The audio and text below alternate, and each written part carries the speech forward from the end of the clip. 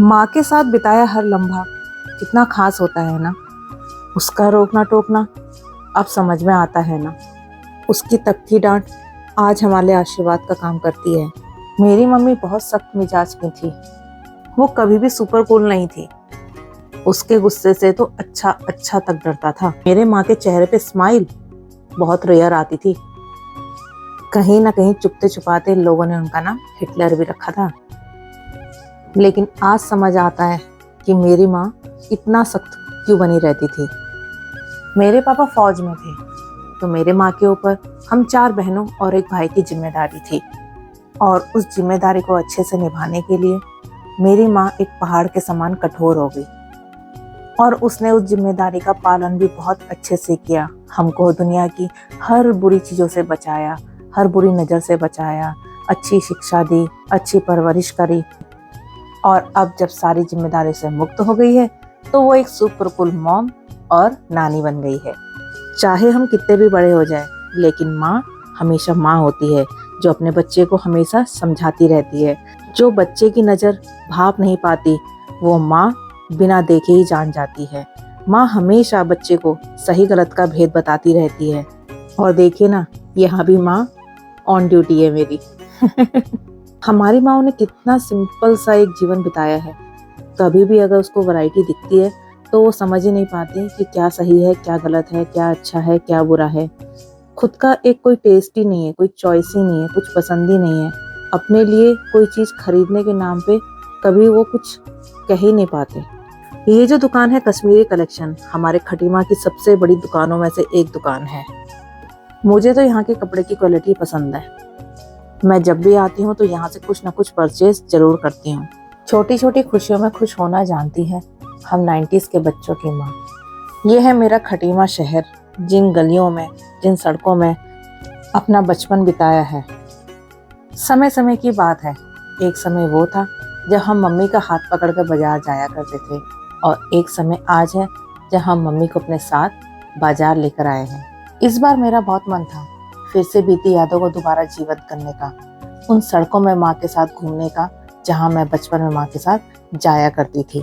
तब तो इस गली में इक्की दुक्की ही दुकानें हुआ करती थी। आज समय के संग देखो कितना बदलाव आ गया। हर जगह चीज़ें कितनी बदल गई। मम्मी एक एक चीज़ें बता रही थी, पहले यहाँ ऐसा था, पहले ये ऐसा था, अब यहाँ पे ऐसा हो गया है। सच में कहूँ तो मैं तो रास्ते ही कंफ्यूज हो जा रही थी। ये रोडें तो एकदम खाली रहा करती थी। हम जीजीआईसी इंटर कॉलेज की लड़कियों का हुजूम निकला करता था सुबह के 11 बजे से जब स्कूल खुलता था, और शाम के 4 बजे जब छुट्टी होती थी। शॉपिंग तो बस एक बहाना था, अपनी माँ के संग वक्त जो बिताना था। पर जब से पापा जी रिटायर हुए हैं तब से मम्मी ने मार्केट आना कम कर दिया है। बहुत कम ही अब वो बाहर निकलती है। तो मेरा मन था कि चलो मेरे साथ चलने के बहाने ही वो थोड़ा सा बाहर निकलेगी, चीज़ों को देखेगी, थोड़ा सा फ्रेश फील करेगी। मुझे रील्स और वीडियोस बनाने के लिए आर्टिफिशियल पहाड़ी ज्वेलरी चाहिए थी, तो मम्मी मुझे एक जगह ले गई। मैंने देखा, देखने में तो ठीक लग रही थी, बट क्वालिटी वाइज मुझे समझ में नहीं आई, तो नहीं लिया मैंने। देखा, माँ तो माँ होती है ना। जैसे ही नातनी थोड़ा सा पीछे को हुई तो मम्मी ने तुरंत रोक के उसको बुलाया और कहा जल्दी आ जा। मेरे पहाड़ी नथ की चैन टूट गई थी, तो उसकी चैन देखने के लिए मैं ज्वेलरी वाले के यहाँ गई। तो चलिए अब मैं आपको दिखाती हूँ कि कैसी होती है हमारी पहाड़ी ज्वेलरी, पहाड़ी ट्रेडिशन हमारा कैसा है। यहाँ की गोल्ड की ज्वेलरीज के डिज़ाइन जो मेन बेसिक हैं वो कैसे होते हैं। मैंने भैया से एल्बम मांगी और लीजिए देखिए मैंने कैप्चर किया है। ये है हमारी पहाड़ी ज्वेलरी जो सिर्फ उत्तराखंड में आपको देखने को मिलेगी।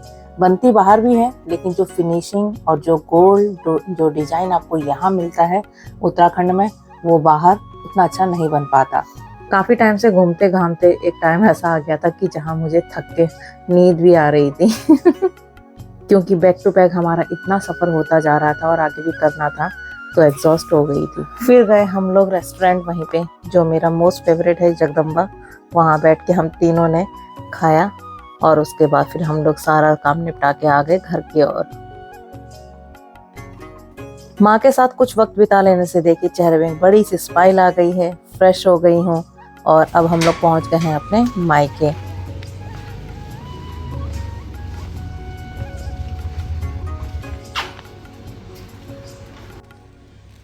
मिल गया।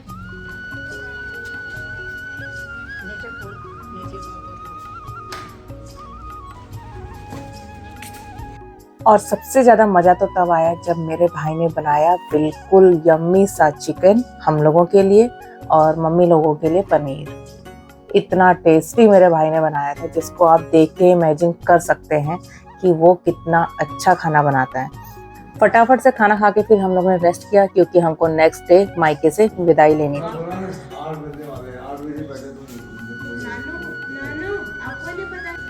भाई खुश, हैप्पी, मायके का भी टूर पूरा हो गया। मिलते हैं जल्दी ना। हाँ, अब चल हमारे संग वहीं को जल्दी जल्दी। हाँ जल्दी मिलेंगे। ये नानी के बराबर हो गए नानी।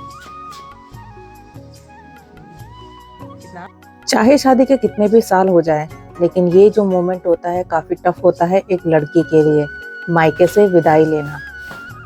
लेकिन ये जग की रीत है, इसको निभाना तो पड़ता ही है। भारी मन से ही सही अपने घर वापस जाना तो पड़ता ही है। दक्षिणा दक्षिणा।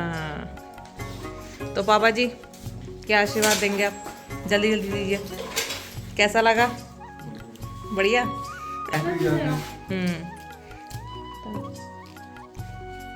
सारे पैसों का कलेक्शन ये है मुंशी की। चलो। मेरी मम्मी जितनी स्ट्रांग है उतने ही ज़्यादा मेरे पापा इमोशनल हैं। मम्मी तो अपने इमोशंस में कंट्रोल कर लेती है, हमारे सामने दिखाती नहीं है, लेकिन पापा चुप से हो जाते हैं। मैं यहाँ चावल से देली दरवाजों को पूज रही थी। ये हमारी एक पहाड़ी रस्म होती है जिसमें लड़की जब भी मायका छोड़ के जाती है तो उस टाइम पे सभी दरवाजों को चावल से पूजती है और भगवान से यही दुआ मांगती है कि मेरा मायका हमेशा फलता फूलता रहे।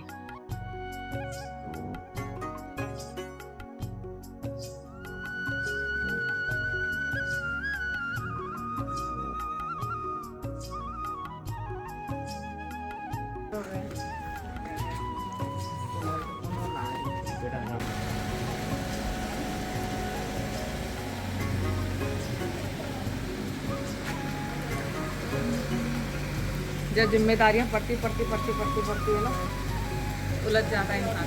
गाड़ी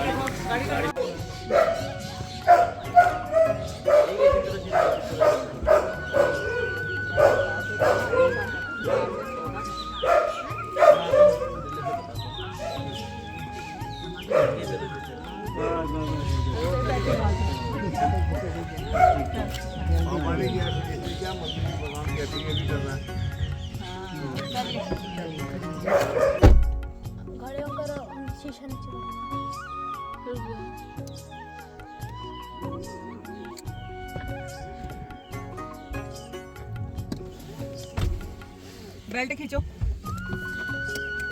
चलते गाड़ी में। बाय। इसके मारिए ऐसे तेज से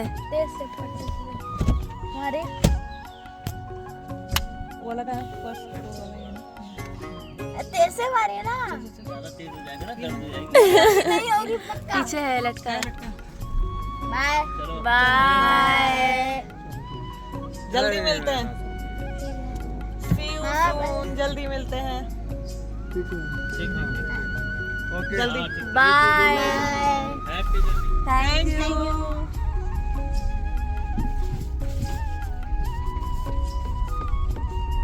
इंजेक्शन रख लिया ना? हाँ।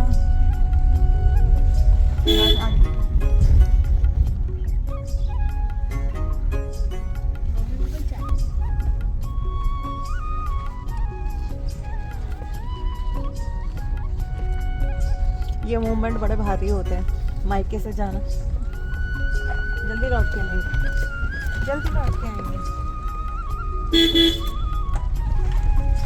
अब कहाँ की तैयारी है बताएंगे हम नेक्स्ट व्लॉग में।